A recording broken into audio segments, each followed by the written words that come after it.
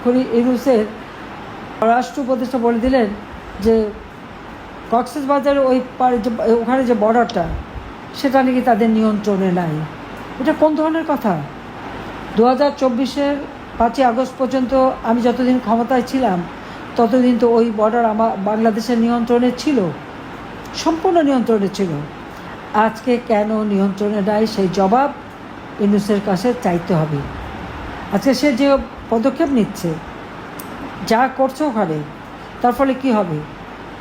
ঘোষণা দিয়েছে কোথায় ভারত আর পাকিস্তানের গোলমাল, কাশ্মীরে একটা জঙ্গি কাজ হলো, তার প্রতিবাদ না করে সেটা নিয়ে নানা ধরনের কথা বলা। এতে আপনারা দেখেন বাংলাদেশের উপরে কিন্তু এই সন্ত্রাস এবং জঙ্গিবাদের একটা দুর্নাম চলে আসে। তারা বাংলাদেশটাকে একটা জঙ্গির দেশ হিসেবে কিন্তু এই ইউনূস গংরা তৈরি করেছে। সেখানে কি হবে সেই জন্য ইউনূস সাহেব বলে দিলেন কি যে আমাদের যুদ্ধের প্রস্তুতি নিতে হবে। কার সাথে যুদ্ধ করবে, কোথায় যুদ্ধ করবে, কেন আমাদের এই যুদ্ধের প্রস্তুতি নিতে হবে, আমার প্রশ্ন সেখানে। এবং সেই প্রস্তুতি কার বিরুদ্ধে? আমরা তো যুদ্ধ চাই না, আমরা তো শান্তি চাই। সকলের সাথে বন্ধুত্ব, কারোর সাথে বৈরিতা নয়। আজকে যদি এই যুদ্ধের তার আয়োজন করতে হয় আর সেই যুদ্ধের প্রস্তুতি নিতে হয়, তার কি দাঁড়াবে?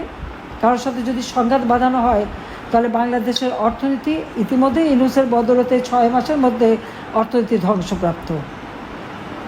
আমাদের দারিদ্র্যের হার বেড়ে গেছে, অতি দারিদ্র্যের হার বেড়ে গেছে, মাথাপিছু আয় কমে গেছে, উৎপাদন কমে গেছে। আজকে হাহাকার সারা বাংলাদেশে। কই আওয়ামী লীগ সরকারে থাকতে তো সেটা হয়নি।